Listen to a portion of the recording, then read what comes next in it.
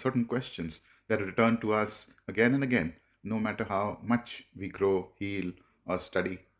We notice them when we look at our parents and feel love mixed with pain. When we see siblings raised in the same home, yet walking entirely different paths. When we watch ourselves repeating patterns we swore we would never repeat. And when we look at our children or the next generation and then silently wonder, am I passing something on? Is this my karma or theirs? Why does pain seem to travel through families?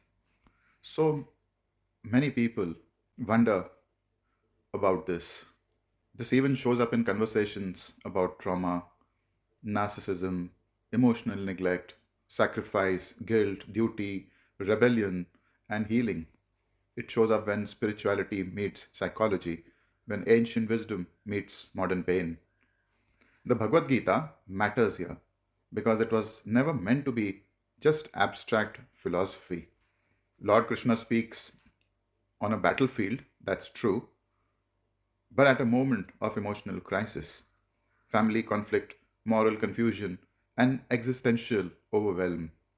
That is exactly where we are standing today. The Gita's brilliance is its holistic vision. It does not separate soul and psychology, karma and compassion, duty and self care, detachment and love. Instead, it shows us how all of life, family, suffering, choice, healing, and freedom belongs to the same spiritual journey. This discourse is an invitation to explore that journey gently, honestly, and without blame. So when people ask, is karma passed down through generations? They are rarely asking a theological question. What they are really asking is, why does this pain feel older than me? Why do I carry emotions that don't seem to belong to my own experiences? Why does my family feel like a karmic knot? The Bhagavad Gita gives a clear starting point. Each soul owns its own karma. Krishna repeatedly affirms that no one can carry another's karmic burden. Action and consequences belong to the individual soul. This protects us from inherited guilt and spiritual blame. And yet, life does not feel that simple, isn't it? We are born into families, cultures, histories, and emotional climates.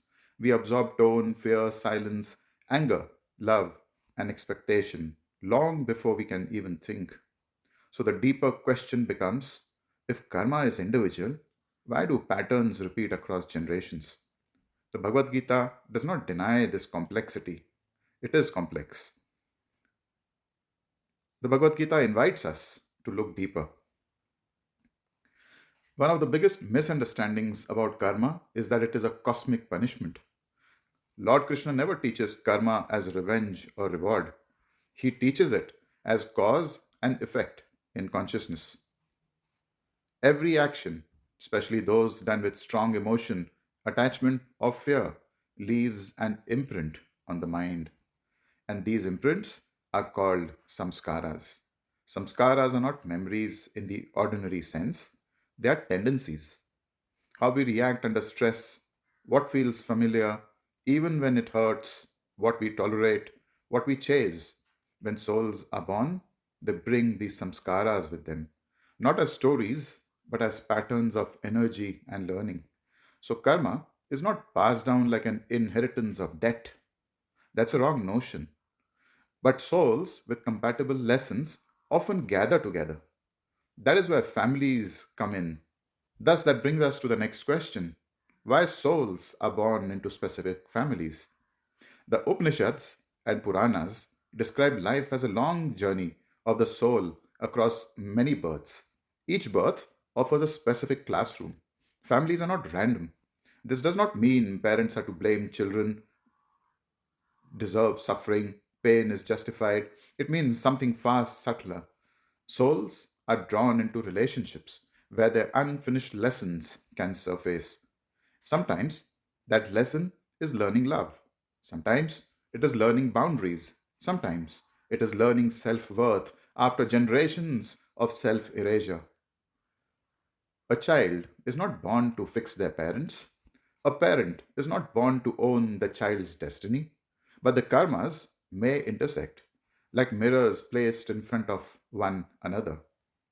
And yes, children are like mirrors, not burdens. One of the most tender and difficult realizations on the spiritual path is this: children often awaken what adults have suppressed, not because children are karmic punishments, but because truth rises in proximity. A child's emotions, needs, defiance, or withdrawal can reflect unresolved grief, unhealed fear, denied anger, abandoned selfhood. This is not about blame, it is about awareness. Krishna teaches again and again that liberation begins with seeing clearly. When a child's behavior stirs intense reactions in us, it is an invitation not to control the child, but to look inward. And this is how healing travels forward, not backward. And there comes the role of the gunas. Modern psychology speaks of generational trauma. Vedanta speaks of gunas. Gunas are literally the qualities of nature that shape behavior. Tamas, one of the gunas, in fact, one of the three gunas. Tamas is a quality of inertia, suppression, numbness. Then comes Rajas. Rajas is a quality of restlessness, ambition, control. Sattva. This quality has clarity, balance, compassion. Families often operate within dominant gunas. A tamasic lineage may normalize silence and emotional shutdown. A rajasic lineage may glorify achievement while neglecting emotional safety. A sattvic influence brings reflection and healing, but is rarer and often hard one. Krishna teaches that we are not prisoners of the gunas. Awareness allows us to rise above them. When a family becomes conscious, the pattern can change. This is how cycles are broken. But then we often wonder why siblings are so different. This is one of the most common observations people bring. How can we grow up in the same house and be so different? Vedanta answers clearly. Same environment, different samskaras, different karmic lessons. One soul may be learning assertion, another may be learning compassion, another may be learning detachment. Comparisons create suffering because they ignore the soul's individuality. Krishna never compares Arjuna to anyone else. He speaks only to his path. One of the most painful modern expressions of unresolved karma is narcissistic behavior, where one person's unmet needs dominate the emotional space. Spiritual wisdom does not ask us to endure harm silently. Lord Krishna teaches discernment or viveka and self respect. Compassion does not mean self abandonment. Forgiveness does not require proximity. Detachment does not mean tolerating abuse.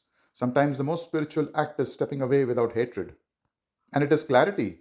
The Gita's teaching on detachment is often misunderstood. Detachment does not mean not caring, withdrawing love, becoming indifferent. It means loving without possession. Parents suffer deeply when children do not fulfill emotional expectations. Krishna gently reminds us children are not extensions of our unmet needs. When attachment loosens, love becomes freer and paradoxically deeper. One of Bhagavad Gita's most radical teachings is this: the self is both your greatest friend and your greatest enemy. When we neglect ourselves in the name of duty, sacrifice, or being good, resentment accumulates. That resentment is what travels forward. Self love is not selfish, it is karmically responsible. A healed nervous system is a spiritual offering. Families exist within societies. Societies exist within historical trauma. Krishna's vision includes collective karma, shared patterns that affect groups, nations, and generations. We may be born into these currents, but we are not powerless within them. Each conscious choice creates a ripple. Perhaps the most hopeful teaching in the Bhagavad Gita comes at the end.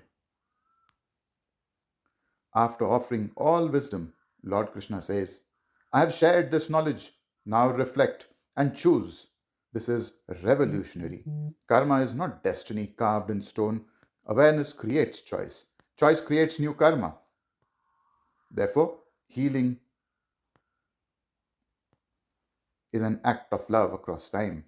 You're not here to carry the weight of the past forever. You're here to meet it with awareness. When one person chooses healing, ancestors are honored, descendants are freed, the soul moves closer to liberation. This is not a small task. This is sacred work. And Krishna walks beside us all the time, not as a judge, but as a guide, reminding us that even in the most tangled family stories, freedom is possible.